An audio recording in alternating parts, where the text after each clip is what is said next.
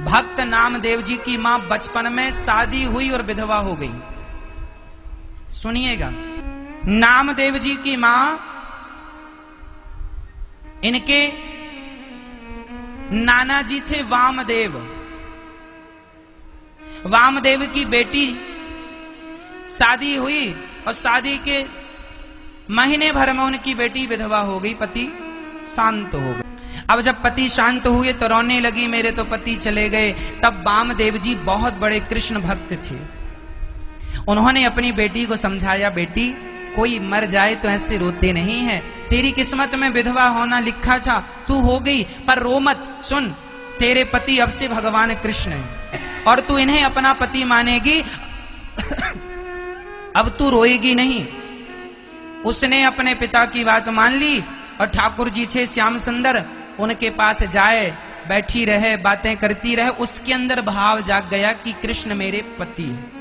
बड़ी भोली थी, बड़ी सरल थी, सच्ची बात कर रहा हूं, ये बात लिखी है भक्त माल में। अब होते होते क्या हुआ, एक दिन इसकी सखियां मिलने के लिए आई, तो एक सखी का पेट बड़ा था, तो इसने पूछ लिया। बड़ी भोली थी, बड़ी सरल, जमाना देखा ही नहीं था कैसा होता है। शादी हुई थी और पति मर गए, ससुराल भी नहीं जा पाई थी, पति का स्पर्श भी नहीं हुआ था, कुछ नहीं जानती। एक दिन इसकी सखी आई, उसका पेट जरा बड़ा था, तो इसने पूछ लिया, बहन तेरे पेट में कोई सूजन है क्या, दर्द है, कोई रोग है क्या? उसने कहा, पगली रोग वोग नहीं है, मैं गर्भवती हूं, मेरे पेट में बच्चा है। अच्छा, ये गर्भवती कैसे होते हैं, ये बच्चा कैसे होता है? अरे जिसका पति होता है वह नारी गर्भवती होती है। अच्छा, तो गर्भवती जब होती है तो पेट बड़ा होता? हाँ, पेट बड़ा होता, पेट में तो बच्चा होता। अच्छा, कुछ बातें हुई, उसने समझी, उसको लगा कि मेरे पति तो भगवान है, मैं तो गर्भवती हूं नहीं। तो दौड़ के चली गई भगवान के पास, प्रभु प्रभु मेरी सखी गर्भवती है, बताओ मैं गर्भवती कब होऊंगी, बताओ मैं गर्भवती कब होऊंगी। इतनी सरल थी, इतनी भोली थी कि वो भगवान से कहने लगी कि मुझे गर्भवती होना, भगवान से जिद करने लगी, मैं गर्भवती होना, मेरी सखी गर्भवती है, उसका पेट बड़ा है, मुझे अच्छा लगा, उसका बच्चा होगा, मुझे भी गर्भवती होना है, हे भगवान मुझे गर्भवती होना है, मुझे गर्भवती होना है। भगवान से जिद करने लगी, भगवान से रो कर पुकारने लगी। जब वो इतनी सच्ची भक्त थी और इतना प्यार से पुकारा, तो भगवान ने आकर उसे स्पर्श किया और स्पर्श होते ही वह गर्भवती हो गई। ये लिखी बात है, ये कलयुग की घटना है। अब गर्भवती हो गई, सुनिएगा, गर्भवती तो हो गई, समय आने पर उसने बच्चे को जन्म दिया। बच्चा वही नामदेव, जो सबसे बड़े भक्त थे नामदेव, नामदेव का जन्म हुआ। अब नामदेव का जन्म हुआ तो सारे गांव वाले थू थू करने लगे, अरे राम राम, इसका तो पति मर गया था, विधवा थी और विधवा के बच्चा हो गया, इसने जरूर काला मुंह कराया होगा। अब तो वामदेव जी रोने लग गए, बुलाया बेटी को, क्यों बेटी तूने अपने बाप का नाम डुबा दिया, बता, मैंने कहा था भगवान की पूजा करना, भगवान की सेवा करना, यहां वहां मन ना लगाना, बोल तू कहां गई थी मन लगाने के लिए, तेरे बच्चा कैसे हो गया, तेरा तो पति नहीं है। लड़की बोली, पिताजी आप झूठ क्यों कहते हैं, आपने तो कहा था मेरे पति कृष्ण कन्हैया है। हाँ हाँ मैंने तो कहा था, पर कृष्ण कन्हैया थोड़ी तुझे बच्चा देने आएंगे। हाँ पिताजी, उन्हीं का बच्चा है। अब वामदेव जी तो मान गए, पर ये जमाना कैसे माने, ये जमाने को सफाई कौन दे के भगवान का ही छोरा है, ये भगवान का ही बेटा है, इसके अंदर कोई पाप नहीं है, किसको सफाई देने जाए। तब कहीं जाकर जमाना मानने को तैयार नहीं, जमाना एक्सेप्ट नहीं करने को तैयार, हम इस बच्चे का ना तो नामकरण करेंगे ना तो कोई संस्कार करेंगे, क्योंकि ये पाप का बच्चा, इसने जरूर कहीं काला मुंह कराया है, कोई मानने को तैयार नहीं। तब इसने जाकर, नामदेव जी की मां जाकर भगवान से रोई, प्रभु बच्चा तो दिया है, पर सारे लोग तो बच्चे को स्वीकार नहीं करते, कहते हैं पिता कहां है। तो हे प्रभु आप परिचय दे दो अपना कि आपका ही बेटा नहीं, सब मुझे तो काला मुंह कह के बुला रहे हैं, कल मुही है तूने काला मुंह कराया, समाज तो हमें जीने नहीं देगा। तब भगवान ने आकाशवाणी की, ये कलयुग की घटना है, सारा गांव इकट्ठा हुआ और भगवान ने आकाशवाणी की, वामदेव जी समस्त गांव वाले सुनो, यह जो बच्चा है इसका नाम होगा नामदेव और मैं इसका पिता हूं। भगवान ने गवाही दी, तब जाकर समाज ने नामदेव जी को एक्सेप्ट किया। और ये वही नामदेव जी हैं, ये घटना है महाराष्ट्र की, ये वही नामदेव जी हैं जिन्होंने 27 बार विट्ठल भगवान का प्रत्यक्ष दर्शन किया। तो मैं कह रहा था कि मैया यदि भक्त की इच्छा है कि मैं भगवान के पुत्र की मां बनना चाहूंगी तो भगवान उसकी वो भी इच्छा पूरी करते हैं। तो गोपियों की इच्छाएं जो जो थी भगवान ने उनकी समस्त इच्छाओं को पूरी किया, क्योंकि वो भगवान है और भगवान का धर्म है कि वो अपने भक्तों की इच्छाएं पूरी करें। तो भगवान ने गोपियों के संग रास रचाया, इसमें तो कोई गलत नहीं था, कोई अति संयोक्ति नहीं थी, क्योंकि वो भगवान है। जीवात्मा और परमात्मा का मिलन ही महारास है, रास है। तो किसी को रास पर से कोई दिक्कत हो, कोई डाउट हो तो आकर हमसे क्लियर कर लेना, हम आपको स्पष्ट प्रमाण के साथ हर बात बता देंगे। यदि आपके डाउट्स फिर भी बचे हों, भगवान के प्रति कोई संदेह हो तो आप स्पष्ट कर लीजिएगा, हमसे क्लियर कर लीजिएगा। वो भगवान है, कोई सामान्य पुरुष नहीं है। अब भगवान ने यमुना के पुलिन तट पर बांसुरी बजाई। आज यमुना के तट पर जो बांसुरी बजी, गजब की बांसुरी बजती है वृंदावन बसैया की। करूं तारीफ मुरली की या मुरली के बजैया की, जहां चलता ना काम तीर और कमानों से, वहां बातें होती मुरली की तानों से। भगवान तो अपने भक्त को सब प्रकार से प्रसन्न करते हैं। सारी गोपियां अपने अपने काम में लगी थीं। आज बांसुरी बजी, सारी गोपियों का ध्यान भगवान ने अपनी ओर आकर्षित किया और क्लीम बीज मंत्र छोड़ के भगवान ने सबको बुलाया। एक सखी गाय दौड़ रही थी कि बांसुरी सुनाई पड़ी, गाय वहीं छोड़ दी, दूध वहीं छोड़ दिया, दौड़ पड़ी कृष्ण से मिलने के लिए। एक सखी आंखों में काजल लगा रही थी, बांसुरी सुनाई पड़ी, काजल वहीं छोड़ दिया, दौड़ पड़ी कृष्ण से मिलने के लिए। एक सखी अपने बच्चे को स्तनपान करा रही थी, दूध पिला रही थी कि बांसुरी सुनाई पड़ी, वहीं छोड़ दिया भगवान अपने बच्चे को। मतलब गोपियों के अंदर कृष्ण के प्रति इतना समर्पण था कि वह काम को महत्व ना देकर श्याम सुंदर को महत्व दिया करती थी। जो व्यक्ति भगवान को महत्व देता है उसे भगवान मिलते हैं, जो काम को महत्व देता है उसे काम मिलता है। जीवन में ऐसी कोई परेशानी नहीं है जिससे आपकी मुस्कान और आपकी समझदारी से उस परेशानी को, उस संकट को टाला ना जा सके। अच्छा, होता क्या है, हम थोड़ा सा संकट आने पर, थोड़ी सी परेशानी आने पर टेंशन में आ जाते हैं। और याद रखना मेरी माँ, आप जब तक प्रसन्न रहेंगे तो आपके माइंड में अच्छे अच्छे पॉजिटिव आइडिया आते रहेंगे, अच्छे अच्छे विचार आते रहेंगे। और जैसे ही आप टेंशन में आए, चिंतित हुए, उसी समय पॉजिटिविटी का द्वार बंद हो जाता है और नेगेटिविटी का दरवाजा खुल जाता है। आपका माइंड, आपकी खोपड़ी नकारात्मकता से भर जाती है। हाँ या ना? ये प्रैक्टिकली है, जो हम बोल रहे हैं वह प्रैक्टिकली आप रोज प्रैक्टिकल करते हैं। आप यदि दो प्रकार की सोच होती है, एक सकारात्मक, एक नकारात्मक, एक पॉजिटिव, एक नेगेटिव। हमें क्या सोचना है वो हम पर निर्भर करता है।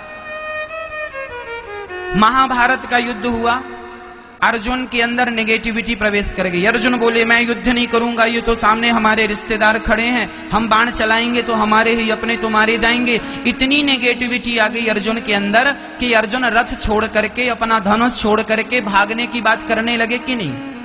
हाँ या ना? लेकिन उन अर्जुन को जिनके अंदर नकारात्मकता भर गई थी, चिंतित हो गए थे, चिंता में डूब गए थे, ऐसी नकारात्मकता को मिटाने के लिए भगवान ने जो अपने प्रवचन चालू किए और भगवान ने जो उपदेश दिया, तो अर्जुन के अंदर की सारी नकारात्मकता निकाल के, नेगेटिविटी निकाल के अर्जुन को पॉजिटिव कर दिया भगवान ने। और अर्जुन ने युद्ध लड़े और लड़कर विजय प्राप्त की। तो भगवान हमेशा क्या करते हैं, हमें पॉजिटिव सोचने पर मजबूर। इसलिए हम आपसे जितने लोग यहाँ बैठे हैं, मैं आपसे हाथ जोड़ के कहता हूं, जीवन में कभी नकारात्मक विचार मत आने दीजिएगा।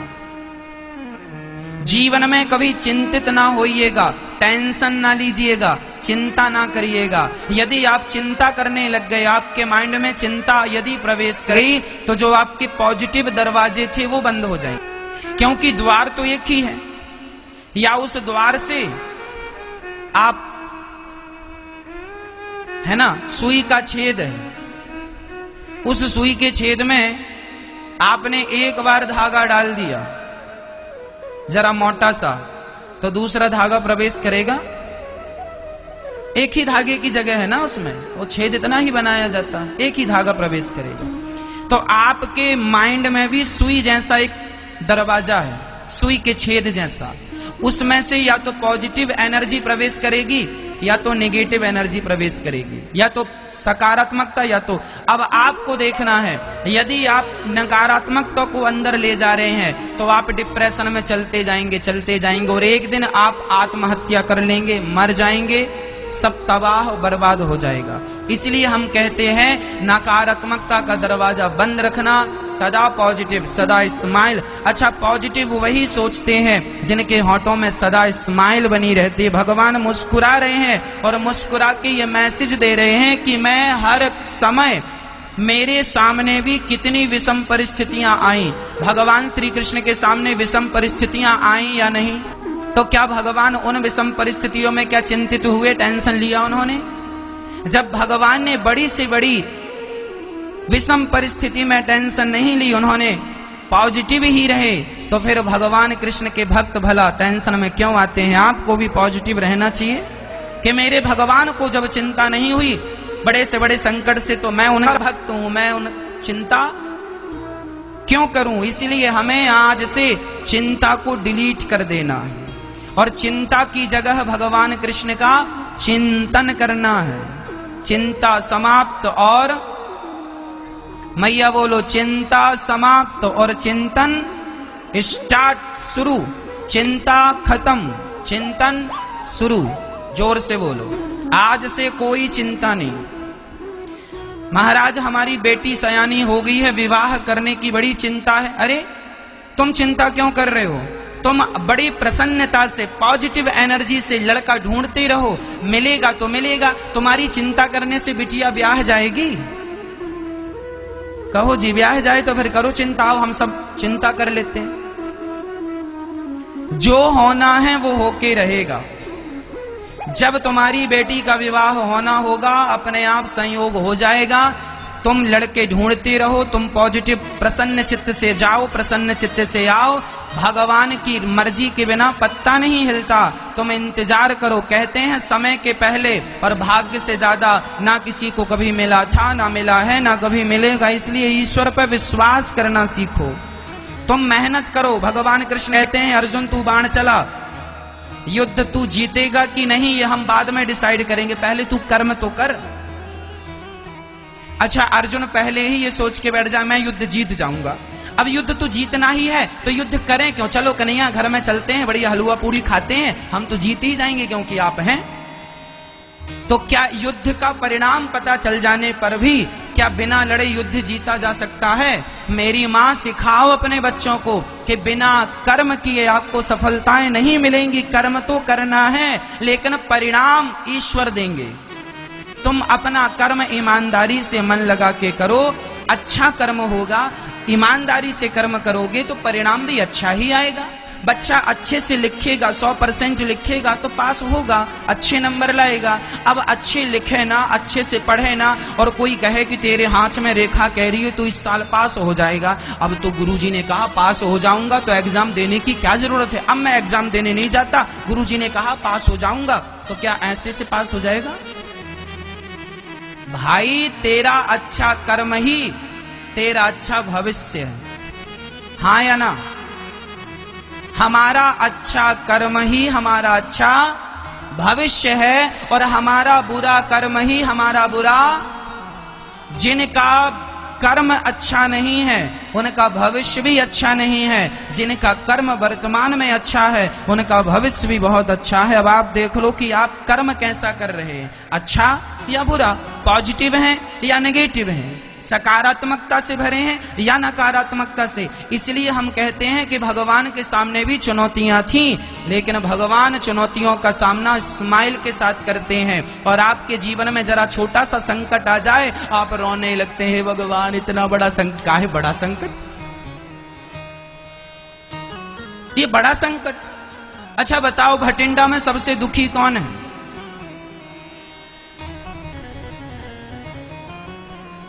माताएं कहती हैं महाराज हम बड़े दुखी हैं, महाराज हम बड़े परेशान हैं।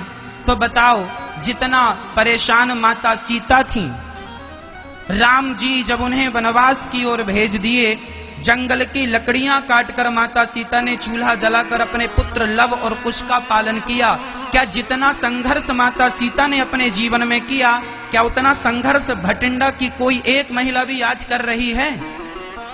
हाँ या ना में जवाब दो। मैया, भगवान ना करे आपके जीवन में दुख हो, लेकिन यदि आप में से किसी के जीवन में दुख है तो वह दुख उतना दुख नहीं है जितना दुख माता सीता की झोली में था। आपके पास दुख होगा केवल 5%, केवल 10%, पर माता सीता का दुख तो 100 की 100% दुख था। पति ने भी साथ छोड़ दिया। जंगल में, उस जंगल में जहां पर बड़े बड़े हिंसक जानवर रहते थे, जहां रोटी का कोई पता नहीं रोटी मिलेगी भी कि नहीं, और वो भी गर्भावस्था में, जहां गर्भावस्था में एक स्त्री को अपने पति की सबसे ज्यादा जरूरत होती है, जहां उसे खाने की जरूरत होती है, अच्छे बिस्तर बिछौने की जरूरत होती है, हर चीज अच्छा होना चाहिए गर्भवती नारी के सामने। लेकिन गर्भावस्था में माता सीता ने कुल्हाड़ी उठाई और जंगल से लकड़ियां काटना शुरू कर दिया। क्या इतना संघर्ष आप में से किसी नारी के जीवन में है? क्या इतना दुख आप में से किसी नारी के जीवन में है? माता सीता के दुख के बराबर तो आपका दुख हो ही नहीं सकता। इसलिए कहता हूं कि आप दुनिया की सबसे सुखी महिला हो, फिर भी रो तो इसमें विधाता कुछ नहीं कर सकता। इसलिए सदा पॉजिटिव रहना चाहिए। हम बहुत सुखी हैं।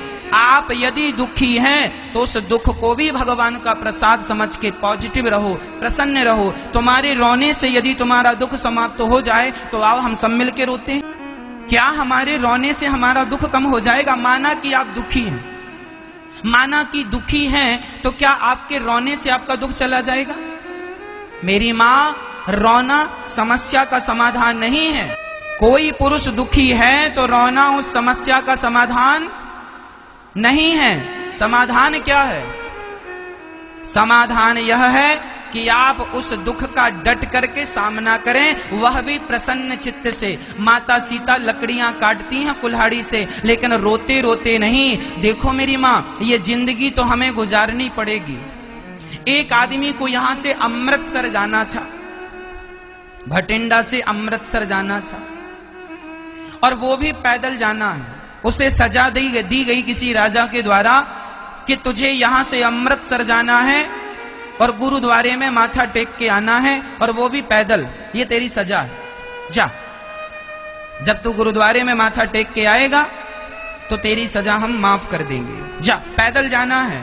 अब ध्यान से सुनना, यहां से अमृतसर किसी को जाना है, वो भी पैदल। अब चाहे तो वो आदमी रोता हुआ जाए, चाहे तो हंसता हुआ जाए। आपको क्या लगता है, रोता हुआ जाएगा तो उसका रास्ता कम हो जाएगा क्या? और हंसता हुआ जाएगा तो कम या ज्यादा हो जाएगा? अरे, रोता हुआ जाएगा तो भी 200 किलोमीटर ही चलना है, और हंसता हुआ जाएगा तो भी 200 किलोमीटर ही चलना है। पर मुझे ये बताओ कि रास्ता यदि सुखद बनाना है तो रोने के बाद सुखद बनेगा कि हंसते हंसते रास्ता सुखद बनेगा? मेरी माँ, जिंदगी की यात्राएं हम सबको पूरी करनी ही है। हम सबको मनुष्य शरीर मिला है तो हमें ये यात्रा पूरी करनी ही है। अब आप चाहे जिंदगी की यात्रा हंसकर पूरी कर लो या रोकर पूरी कर लो, मर्जी आपकी। इसलिए इस जिंदगी के इस रास्ते में हमें और आपको चलना तो है, लेकिन रोते रोते नहीं। तुम्हारा पति बड़ा अच्छा है और तुम्हारा पति बड़ा दुष्ट है। किसी का बेटा बहुत अच्छा है, किसी का बेटा बहुत दुष्ट है। किसी की बहू बहुत अच्छी है, किसी की बहू बहुत दुष्ट है। मेरी माँ, अब रिश्ते निभाना तो पड़ेंगे। बहू है, बेटा है, नाती है, सब हैं, अच्छे हैं या दुष्ट हैं, बुरे हैं या अच्छे हैं, जैसे हैं रिश्ते निभाने तो पड़ेंगे। अब हंसकर निभा लो या रोकर निभा लो, मर्जी आपकी है। इसलिए क्यों रोकर निभाए जाएं, हंसकर निभाए जाएं। इसलिए भगवान मंदिर में बैठ के 24 घंटे हंसते हैं। आज से आप कसम खाइए कि आप हमेशा मुस्कुराते रहेंगे। आज से आप प्रतिज्ञा कीजिए कि आपका पति आपको डांट रहा हो तो भी आप खुश रहेंगे, आपकी पत्नी आपको गालियां दे रही हो तो भी आप खुश रहेंगे, आपके पिता आपको डांट रहे हैं तो भी खुश रहेंगे, आपकी सास आपको डांट रही है या बहू डांट रही है सास को, हर हाल में आपको प्रसन्न रहना है। क्या आपके दुखी होने से समस्या का समाधान हो जाता है? यदि हो जाता है तो आओ हम सब रो लेते हैं एक साथ। तो आज से हमें कैसे रहना है मेरी माँ? बोलो, प्रसन्न, खुश, हंसते रहो। सास गाली दे रही है तो सास की तरफ देख कर घी घी घी घी घी घी, जोर से ना बोलना, बुरा मान जाएगी। थोड़ा अंदर अंदर बोलते रहना, घी घी घी घी घी घी घी घी, और अपने कमरे में चले जाओ। आज इसका दिमाग खराब है, ठीक हो जाएगा, कल बात कर लेंगे। हाँ, मैं एक दिन कह चुका हूं, कुत्तों के मुंह लगने की जरूरत, जो गाली दे वो कुत्ते के तुल्य है। कई लोगों के ऊपर ना कुछ देवी देवता आ जाते हैं, इनके ऊपर महाकाली आ गई, भद्रकाली आ गई। जब कोई ज्यादा गुस्सा में होकर समझ लियो इसके अंदर कुत्ता सवार हो गया। कुत्ता, आज कुत्ता देव आए हैं इसके अंदर। चुप रहो, कहां कुत्तों के मुंह लगते हो? इनके चक्कर में हम अपनी स्माइल क्यों बिगाड़ें? आपको गाली देना है ना हमें, आप गाली दो और जाओ। आपकी गाली का हम पे कोई असर नहीं होना चाहिए, यही हमारी समझदारी है। यदि आपकी गाली ने हम पर प्रभाव डाल दिया तो फिर हम काहे के समझदार, फिर तो हम भी मूर्ख हैं। आपके मोबाइल में फेसबुक चलती है, आप फेसबुक चलाते हैं और किसी ने आपको फ्रेंड रिक्वेस्ट भेजी तो आपके पास दो ऑप्शन होते हैं, या तो फ्रेंड रिक्वेस्ट को एक्सेप्ट कर लीजिए या तो कैंसिल कर दीजिए। ऑप्शन होता है हाँ या ना, हाँ या ना होता है। आपको किसी व्यक्ति को फ्रेंड बनाना है तो उसकी फ्रेंड रिक्वेस्ट को एक्सेप्ट कर लीजिए, नहीं बनाना तो कैंसिल कर दीजिए। आपको किसी ने गाली दी, यदि गालियां अच्छी लग रही हैं तो एक्सेप्ट कर लो, यदि गाली समझ में नहीं आ रही है कि ये फालतू बोल रहा है तो आप कैंसिल कर दीजिए ना, आप चले जाइए ना। क्यों सुन रहे हैं? आप वहां खड़े क्यों हैं? आपको मजा आ रहा है गालियां सुन के? आपका पति आज गालियां देने के मूड में है और आप खड़ी हो वहां पे सुन रही हो। जाओ अपने कमरे में काम, किचन में काम करने लग जाओ, जाओ कुछ काम करने, कुछ में व्यस्त हो जाओ। इसका मूड ऑफ है, जब ठीक होगा बात कर लेना। आपको बड़ा मजा आता, हमें गालियां दे रहे हैं, हाँ सुनो, तुमने हमें बेवकूफ कहा, तुम्हारा बाप बेवकूफ, तुम बेवकूफ, तुम्हारी माँ बेवकूफ। लो, इससे क्या होगा? यदि आपने अपने पति को बदले में गालियां दे दी, आपने अपनी सास को बदले में गालियां दे दी, आपने अपनी बहू को बदले में गालियां दे दी, तो आपको क्या लगता है ये समाधान है समस्या का? यदि समाधान है तो फिर दो। इससे क्या होगा? तुम्हारे घर में एक सप्ताह तक किसी के होंठों पे मुस्कान नहीं रहेगी। सब एक दूसरे से देख के ना मुंह फेरते रहेंगे। सास यहां जा रही है, ससुर यहां जा रहा, बहू यहां जा रही है, पति यहां जा रहा। घर का हंसता खेलता माहौल क्यों बिगाड़ रहे हो मेरी माँ? इसलिए समझदारी यही है कि हम प्रसन्न रहें और ऐसा कुछ करें कि हमारे घर का वातावरण सदा प्रसन्न चित्त रहे। जिसके घर में सदा प्रसन्नता होती है उस घर में भगवान का वास होता है, और जिस घर में सदा लोग लड़ते झगड़ते और गाली गलौज करते रहते हैं उस घर में कुलक्ष्मी का वास होता है। लक्ष्मी माता तो कभी नहीं पहुंचती, अलक्ष्मी का वास हो जाता है। उस घर में दरिद्रता का वास हो जाता है। इसलिए कभी झगड़ा ना, कभी विवाद ना। हर हाल में एक मैया भटिंडा से वृंदावन चली गई। वृंदावन में एक दुकानदार से कहा, भाई साहब जरा हमें गोपाल जी खरीदना है, लड्डू गोपाल, जरा वो वाले गोपाल जी देना। दुकानदार ने कहा, वो वाले क्यों, ये वाले ले लो, ये और अच्छे हैं। उस माँ ने कहा, ना भैया हमें ये वाले गोपाल जी नहीं, हमें वो वाले लड्डू गोपाल जी चाहिए। क्यों वो वाले, क्यों, उसमें क्या खास बात है उनमें? तब उस माँ ने कहा, उनमें स्माइल ज्यादा है, वो स्माइल ज्यादा कर रहे हैं, हंस ज्यादा रहे हैं, मुस्कुरा ज्यादा रहे हैं। तब बात समझ में आई कि भक्त भगवान खरीदता है तो मुस्कुराने वाला, भक्त को भगवान यदि मुस्कुराने वाला चाहिए तो भगवान ने भी शर्त रख दी, मुझे भी भक्त वही अच्छे लगते हैं जो सदा मुस्कुराते रहते हैं, सदा प्रसन्न रहते हैं। इसलिए हमें हर हाल में क्या रहना है? प्रसन्न रहना है। यदि रोना है तो केवल भगवान के लिए रोना, भगवान को पाने के लिए रोना है, भगवान को देखने के लिए रोना है। हम ये नहीं कहते रोना नहीं है, रोना है, पर भगवान के लिए। बाकी संसार के लिए रोने की जरूरत नहीं है, पैसों के लिए रोने की जरूरत नहीं है। अच्छा मेरी माँ एक बात और बताओ, आप करोड़ों रुपए कमाते हैं, दिन भर मेहनत करते हैं, ये पैसा किसके लिए कमाते हैं? भटिंडा में एक बहुत बड़े आदमी हैं, उनके पास करोड़ों की प्रॉपर्टी है, और भटिंडा में एक रिक्शा वाला भी है जो दिन में 100, 200 या 300 या 400 कमाता है, और उसकी झोपड़ी घास की है, फुटपाथ पे रहता है, किनारे बगल में झोपड़ी घास की बना रखी है। अब दोनों में मैं तुलना करता हूं, आप निर्णय करिएगा।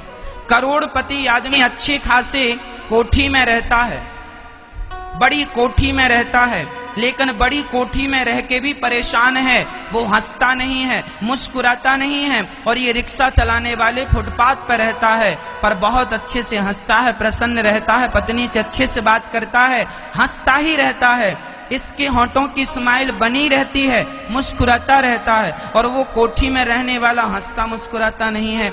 आप बताइए, आपके हिसाब से कौन ठीक जिंदगी जी रहा है? हम ये नहीं कहते कि आपके पास पैसे नहीं होने चाहिए। मेरी माँ, जितना पैसा है आपके पास, उससे ज्यादा आपकी होंठों पे मुस्कान होनी चाहिए। लेकिन विडंबना तो ये है कि पैसे तो घर में भरे हैं, लेकिन होंठों पे मुस्कान गायब है। तो बिना मुस्कान का पैसा करोगे क्या? जो पैसा तुम्हारी होंठों पे तुम्हें मुस्कान ना दे सके, जो तुम्हें स्माइल ना दे सके, खुश ना कर सके, वो पैसा का करोगे क्या? राम जी लंका में रह के भी प्रसन्न थे, और रावण सोने की, राम जी वनवास में रह के भी प्रसन्न थे, और रावण सोने की लंका में भी रह के भी प्रसन्न नहीं था। मेरी माँ, धन से कोई अमीर नहीं होता, जिसकी होंठों पे मुस्कान बनी रहती है, उससे अमीर किसी को मत समझिएगा। वही दुनिया का सबसे अमीर व्यक्ति है, जो हर हाल में मुस्कुराता है। तो भगवान कृष्ण के मंदिर में या राम के मंदिर में जाएंगे तो भगवान की स्माइल देखकर आपको यह सीखना है कि हमें भी हर हाल में क्या करना है मैया? खुश रहना। खुश रहा करो हर हाल में। हमें कोई गालियां दे फिर भी खुश रहा करो, क्या बिगड़ता? उसका मुंह है, देता है गालियां, देता रहे, हमारा क्या जा रहा है? दुष्ट अपनी दुष्टता नहीं छोड़ता। एक बिच्छू गंगा जी में बहती जा रही थी, एक संत जी ने उसे बार बार पकड़कर बचाने का प्रयास किया, पर वो बार बार डंक मार रही थी। 50 बार संत जी ने बचाने का प्रयास किया, पर उसने 50 डंक मारे, 50 बार, फिर भी संत बचा रहे हैं। एक आदमी ने कहा, महात्मा जी, जब वो बार बार डंक मारती है तो आप काहे परेशान हो रहे, क्यों बचा रहे हैं उसे? तब संत जी ने जवाब दिया, भैया, ये 50 ग्राम की बिच्छू जब अपने डंक मारने का धर्म नहीं छोड़ती, तो मैं 70 किलो का मनुष्य अपना स्वभाव कैसे छोड़ दूं? मेरा धर्म है इसे बचाना, इसकी रक्षा करना। जब ये छोटा सा प्राणी अपना धर्म नहीं छोड़ता, तो मैं इतना बड़ा प्राणी अपना धर्म छोड़ दूं? आप यदि मुझे गाली दे रहे हैं तो ये आपका स्वभाव है, ये आपका परिचय है। मैं आपको गालियां दे के क्यों अपना मुंह खराब करूं? करना चाहिए। कितने समझदार हैं आप लोग, पर घर जाते जाते पता नहीं ये ज्ञान रहेगा कि नहीं। तो आज से आप प्रतिज्ञा कीजिए कि आप पर किसी की गाली का कोई प्रभाव नहीं पड़ेगा। हाँ या ना? आजकल मोबाइल ऐसे आने लगे हैं, पानी में डाल दो तो बिगड़ते नहीं है, मतलब वो पानी में भी काम करते हैं। वाटरप्रूफ मोबाइल कहते हैं उन्हें। घड़ियां ऐसी आने लगी हैं, वाटरप्रूफ होती हैं, पानी में भी हाथ डाल दीजिए वो बंद नहीं होगी। मेरी माँ, जैसे मोबाइल को कंपनी ने वाटरप्रूफ बना दिया, घड़ियों को कंपनी ने वाटरप्रूफ बना दिया, आज आपको अपने आप को गाली प्रूफ बनाना है। कोई भी गाली देगा, आप पर गाली का कोई असर नहीं। आज से आपको अपने आप को अपडेट करना है और गाली प्रूफ बनाना है। क्या बनाएंगे? गाली प्रूफ, अर्थात किसी की गाली का आप पर कोई प्रभाव ना पड़े। यदि कंपनियां अपने घड़ी, मोबाइल, गाड़ियों को अपडेट कर रही हैं, तो आपको भी अपने आप को अपडेट करना पड़ेगा। जो व्यक्ति अपने आप को समय के साथ अपडेट करता है वह बहुत सुखी रहता है, और जो व्यक्ति समय के साथ अपने आप को अपडेट नहीं करता वह मारा जाता है। महाभारत में एक व्यक्ति था, उस व्यक्ति ने अपने आप को अपडेट नहीं किया, मारा गया। नाम था अभिमन्यु। मैं इतिहास के पन्नों से आपकी बातें कर रहा हूं। अभिमन्यु ने चक्रव्यूह में जाना मां के पेट में सीख लिया था, हां या ना? अभिमन्यु ने चक्रव्यूह में जाना कहां सीखा था? जब इनकी मां सुभद्रा गर्भवती थी तब इन्हें चक्रव्यूह में जाने की बात सिखा रहे थे, बता रहे थे अर्जुन। कुछ लोग कहते हैं भगवान कृष्ण बता रहे थे, कुछ अर्जुन, कोई भी बता रहा था, हम मुद्दा वो नहीं है। हम ये समझें कि अभिमन्यु को चक्रव्यूह में कैसे घुसा जाता है, ये कहां सिखा दिया गया था? जोर से बोलो। मां के पेट में। अच्छा, चक्रव्यूह में जाना तो सिखा दिया गया, लेकिन वापस आने की जब बात अर्जुन बताने लगे, उसी समय कोई काम आ गया या सुभद्रा सो गई तो वो सुन ना पाई और बच्चा सीख ना पाया। अच्छा, अब ध्यान से सुनना। अब अभिमन्यु जब मां के गर्भ से बाहर आए तो क्या उनकी जिम्मेदारी नहीं थी कि वो अपनी विद्या को पूरी कर लें? यदि गर्भ में जाना वो पेट में सीख गए थे तो यदि वो चक्रव्यूह में जाना यदि वो मां के पेट में सीख गए थे तो बाहर निकलना मां के पेट से बाहर आके सीख लेते, अपने आप को अपडेट कर लेते। लेकिन उन्होंने अपने आप को अपडेट नहीं किया, इसलिए अभिमन्यु चक्रव्यूह में जाना तो जानते थे लेकिन चक्रव्यूह से बाहर आना नहीं जानते थे। उन्होंने अपनी विद्या को अपडेट बोलो नहीं किया। ये इतिहास साक्षी है या नहीं इस बात का? हां या ना में जवाब दो। क्या अभिमन्यु ने अपने आप को अपडेट किया? नहीं किया। परिणाम क्या हुआ? महाभारत में मारे गए। बस यदि आपने अपने आप को समय रहते अपडेट नहीं किया तो आप भी किसी ना किसी मुसीबत में मारे जाएंगे। इसलिए आप अपनी रक्षा कर सकें, आप अपने आप को बेहतर बना सकें, इसके लिए समय के साथ हमें अपने आप को अपडेट करना होगा। हर मोबाइल को अपडेट करना पड़ता है, हर कंप्यूटर को अपडेट करना पड़ता है, हर सॉफ्टवेयर को अपडेट करना पड़ता है। बस एक आप लोग हैं जो अपने आप को अपडेट करना नहीं चाहते या नहीं जानते। तो आज से आपको अपने आप को क्या करना है? गाली प्रूफ बनाना है। आपके अंदर किसी की गाली का कोई प्रभाव, अपने सोचने का तरीका बदलो, अपने देखने का नजरिया बदलो और जमाने के हिसाब से रहो, समय के साथ चलो। पुराने विचार उस जमाने में ठीक थे, आज उन विचारों की जरूरत नहीं। अच्छे विचारों के साथ हमें अपडेट करते हुए आगे ले जाना। भगवान श्री कृष्ण ने गोवर्धन उठाया और भगवान कहना चाहते हैं भक्तों के लिए पहाड़ उठाना पड़े तो मैं भक्तों के लिए पहाड़ उठा लेता हूँ। उसके बाद ब्रजवासियों को भगवान ने वैकुंठ का दर्शन कराया जब नंद बाबा को वरुण देवता लेकर गए, और उसके बाद तो भगवान ने सबको वैकुंठ का दर्शन कराया।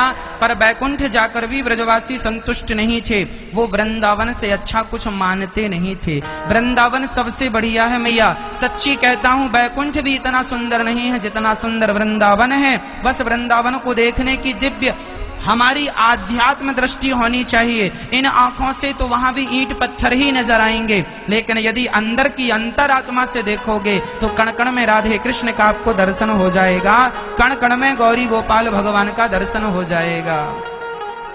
वृंदावन आना तो गौरी गोपाल वृद्धाश्रम गौरी गोपाल मंदिर जरूर आना। गौरी गोपाल का अर्थ क्या है जानते हैं? गौरी मतलब राधा। गौरी मतलब क्या होता है? गौरी किसको? माता राधा रानी का एक नाम गौरी है। गौरी माता पार्वती का नाम भी है, पर गौरी माता पार्वती का ही नहीं, श्री राधा रानी का एक नाम गौरी है। तो गौरी और गोपाल, गोपाल अर्थात गोविंद, गोविंद अर्थात श्री कृष्ण। तो गौरी और गोपाल, गौरी गोपाल मंदिर जरूर आइएगा, ठाकुर जी का दर्शन कीजिएगा और वृद्ध माओं का दर्शन कीजिएगा। तो भगवान आज यमुना के पुलिन तट पर खड़े होके सुंदर सा रास रचाते हैं। भगवान पिता रात्रि शरदोत्फुल्ल मल्लिका वीक्षरन्तुं मनश्चक्रे योगमायामुपाश्रितः।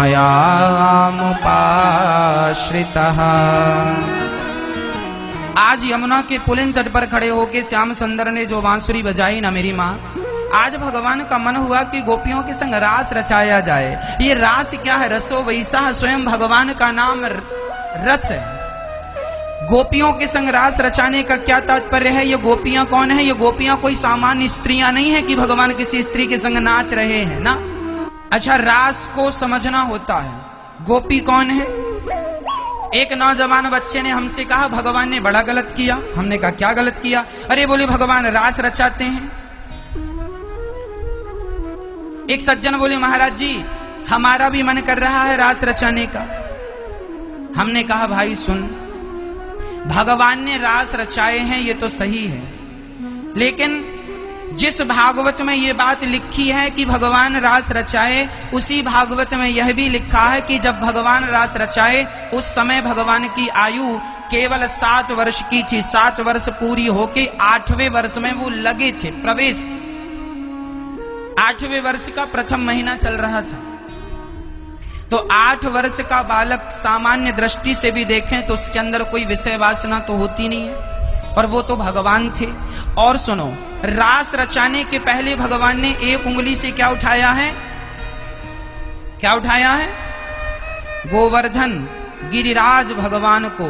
जो व्यक्ति एक उंगली से पहाड़ उठाने की ताकत रखता है उसे रास रचाने का अधिकार है, और वो कोई सामान्य व्यक्ति हो नहीं सकते। वही भगवान नारायण कृष्ण बन के आए हैं। वह भगवान कृष्ण में सांसारिक दृष्टि ना रखना, कृष्ण को सामान्य मनुष्य ना समझना। वह भगवान भगवान है। हम जैसे पतितों को पावन करने के लिए हमारे बीच में है, हमारे बीच में है। इसका अर्थ ये नहीं है कि वो हमारे जैसे। पहला। दूसरा, भगवान रास रचाने के पहले भगवान ने एक काम और किया, कालिया नांग का मर्दन किया। कालिया नांग के ऊपर नृत्य किया। तो जो भगवान कालिया नांग को भी युद्ध में पराजित कर सकते हैं, सच्चाई तो यह है मेरी मां कि कामदेव को बड़ा अहंकार हो गया था। कामदेव ने कहा कि मैंने ब्रह्मा को भी पराजित कर दिया, शंकर जी को भी पराजित कर दिया, इंद्र को भी पराजित कर दिया, है कोई मेरी बराबरी का टक्कर का?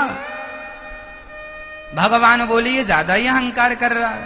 तो भगवान बोले आजा, हमारे बीच में सुंदर सुंदर स्त्रियां हैं, आज जीवात्मा और परमात्मा का मिलन होगा। गोपी कौन है? गौ मतलब इंद्रियां, पी मतलब पीना। जिन इंद्रियों ने, जिन स्त्रियों ने, जिन गोपियों ने अपने अंदर की सारी इच्छाओं को समाप्त कर दिया है और एक ही इच्छा रह गई है, केवल कृष्ण को पाने की, वही इच्छाओं से उन्होंने अपने आप को गोपी बनाया है।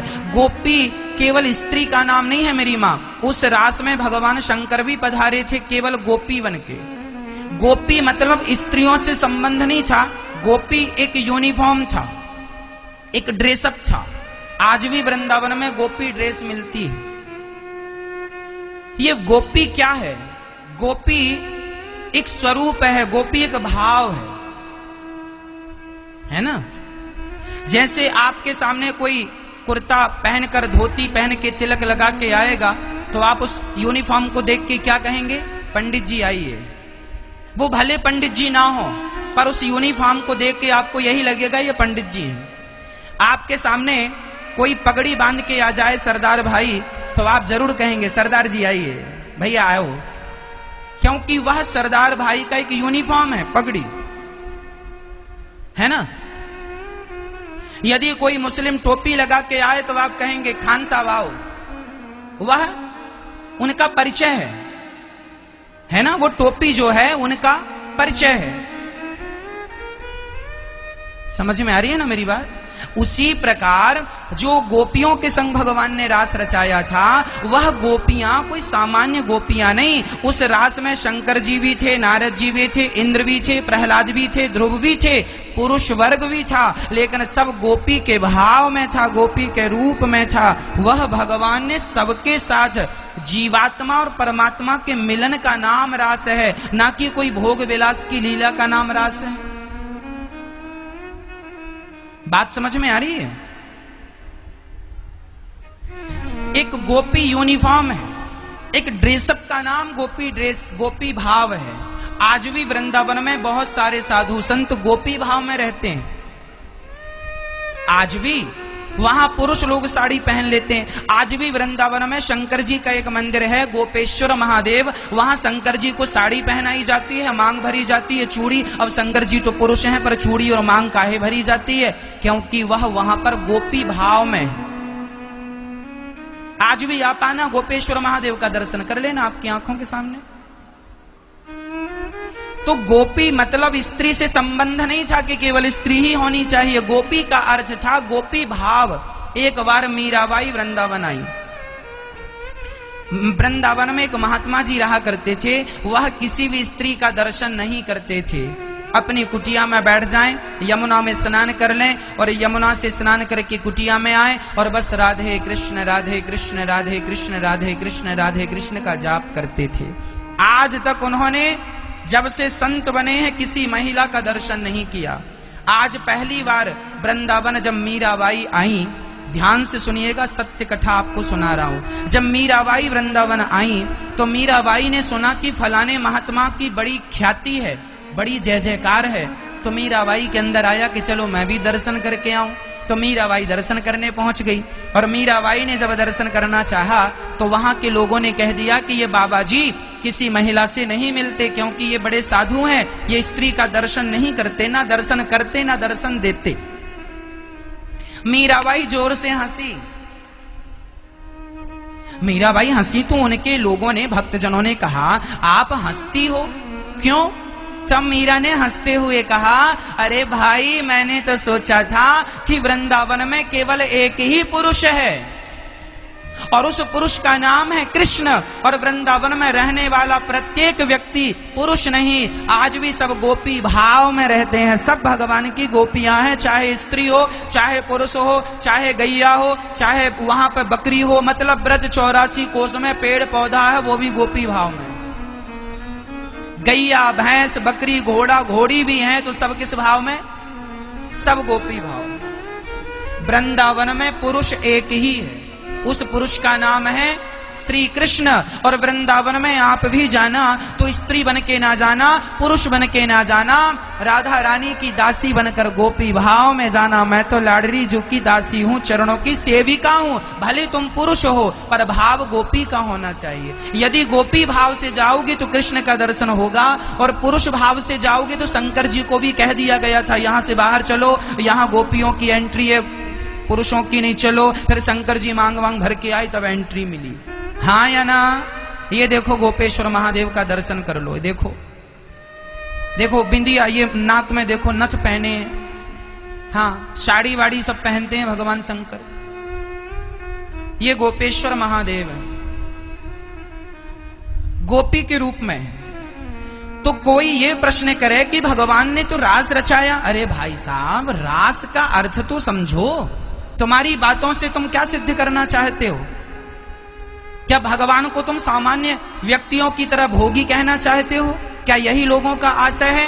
अरे भगवान तो यत्र योगेश्वरः कृष्णो यत्र पार्थो धनुर्धरा, भगवान के बारे में लिखा है भगवान योगियों के भी परम योगी हैं, वह भगवान है।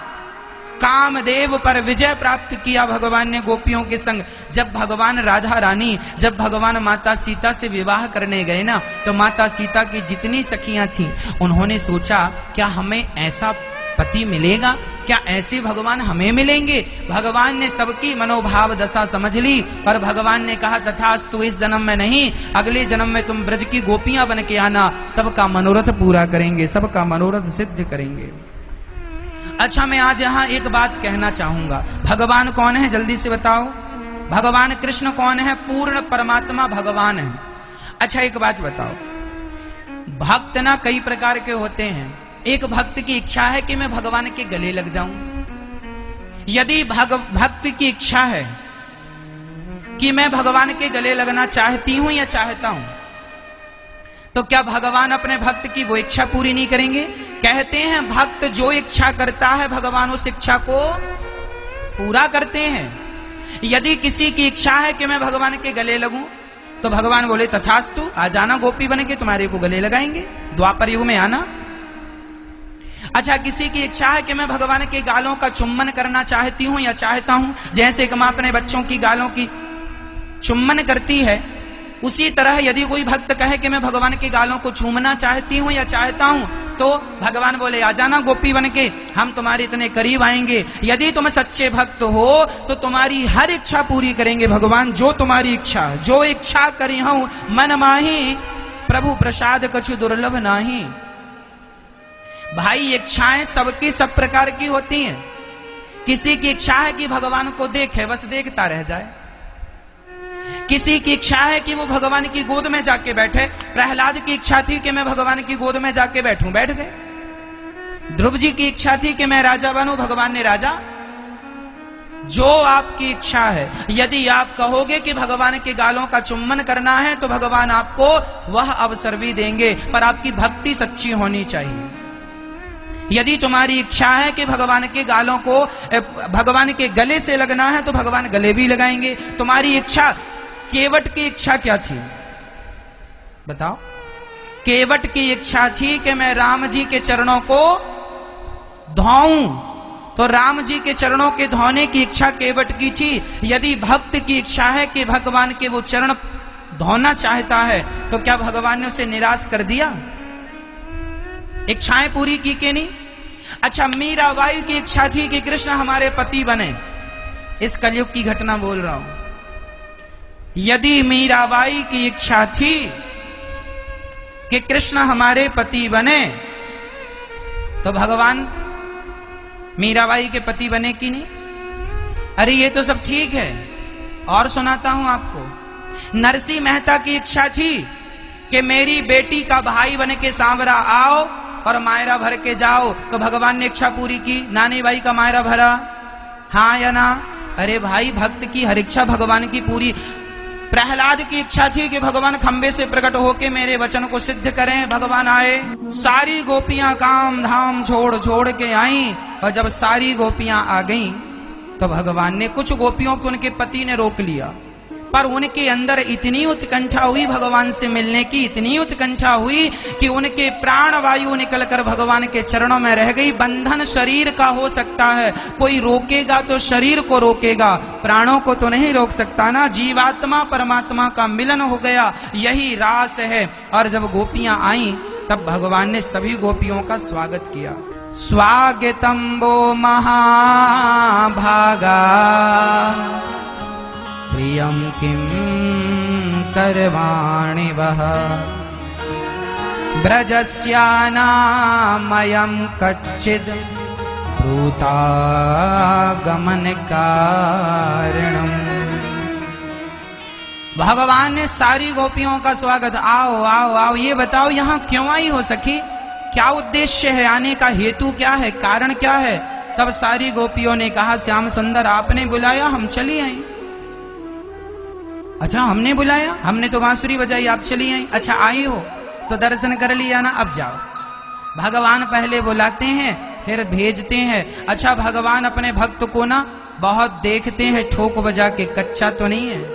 आप 100 रुपए का घड़ा खरीदते हैं तो 10 बार ठोकते हैं, भाई सब कच्चा तो नहीं है, फूटा तो नहीं है। जब 100 रुपए के घड़े को ठोक बजा के लेते हो तो भगवान भी अपने भक्त को अच्छे से ठोक बजा के देखते हैं, कच्चा तो नहीं है, कहीं संसार में मन तो नहीं लगा। जब पूर्ण रूप से मन भगवान में लग जाता है तब भक्त को भगवान का साक्षात्कार होता है। यदि आपका मन थोड़ा भी धन दौलत में लगा रहा तो भगवान तुम्हें धनी बना के भेज देंगे। तेरा मन तो अभी यहीं लगा है, जब पूर्ण रूप से समर्पण मुझ में कर देगा तब मेरी प्राप्ति होगी। जब तक आपके अंदर कोई चाहत रह जाएगी तब तक भगवान आपको अपने हृदय से नहीं लगाएंगे।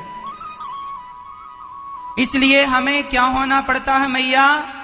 निष्काम। क्या होना पड़ता है? कोई कामना नहीं, भगवान का मैं हूं, भगवान मेरे हैं, बात खत्म। भगवान ने गोपियों से कहा अपने अपने घर जाओ। अच्छा, भगवान ने गोपियों को उपदेश दिया, पति कैसा भी हो हमें कभी पति का त्याग नहीं करना चाहिए। पति, आज ये बात भगवान, ये बात हम नहीं कह रहे हैं, भगवान इसलिए अब जो मैं कहने जा रहा हूं बहुत ध्यान से सुनिएगा, ये मेरे शब्द नहीं, ये श्याम सुंदर के शब्द हैं, गोपियों को समझा रहे हैं, वही हम आपको समझाएंगे। यह भागवत का बहुत महत्वपूर्ण प्रसंग है। भगवान कहते हैं पति कैसा भी हो, नारी को कभी पति का त्याग नहीं करना चाहिए। मैया, आप लोगों ने अपने पति का त्याग तो नहीं किया? सेवा करती हो, पति की पांव दबाती हो कि नहीं? जो स्त्री अपने पति के चरण दबाती है उसके घर में कभी लक्ष्मी की कमी नहीं होती। माता लक्ष्मी नारायण के चरण दबाती हैं या नहीं? हाँ या ना? दबाती हैं। यदि लक्ष्मी जी नारायण के चरण दबाती हैं तो पत्नी को चाहिए कि वो अपने पति को भगवान समझकर चरण दबाए। तुम्हारा पति पति नहीं है, भगवान है। इसलिए आज से संकल्प लीजिए कि सोने के पहले 2 मिनट ही सही अपने पति के चरण जरूर दबाएंगे। हाँ या ना? क्या गोलमाल है? सब गोलमाल है। हाँ,